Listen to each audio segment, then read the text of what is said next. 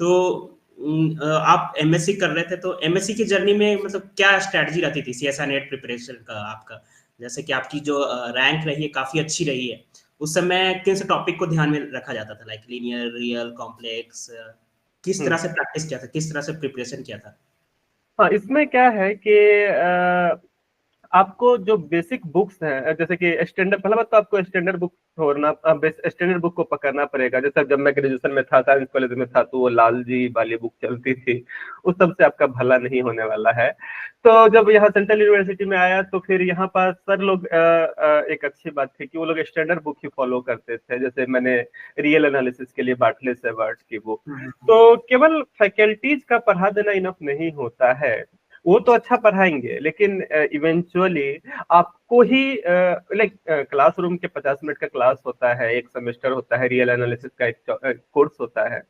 तो उनमें सीमाएं होती हैं, उसमें सारे 100 क्वेश्चन या 1000 क्वेश्चन नहीं करवाए जा सकते हैं।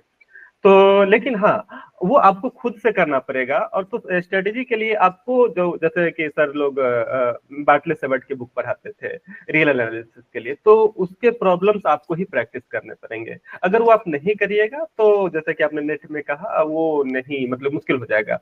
उसी तरीके से रियल एनालिसिस, लीनियर अलजेब्रा की मैं बात करूँ, तो लीनियर अलजेब्रा के लिए सर बहुत सारी स्टैंडर्ड बुक्स भी हैं, लेकिन वो जहाँ जो वहाँ फॉलो हो रही थी, मैं उसकी बात करता हूँ।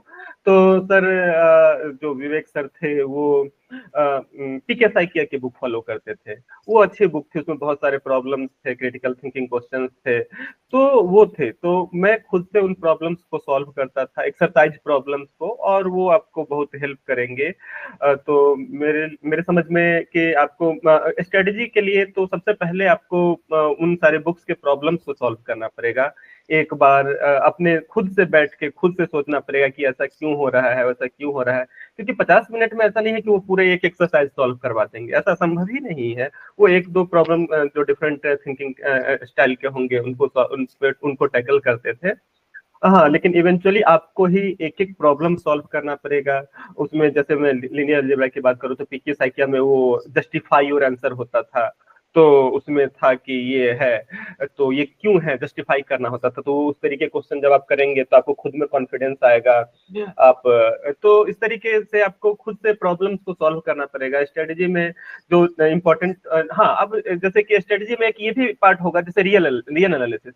उसके लाइक क्वेश्चन, मैं तो 8 साल पहले लिखा था नेट। तो मैं 8 साल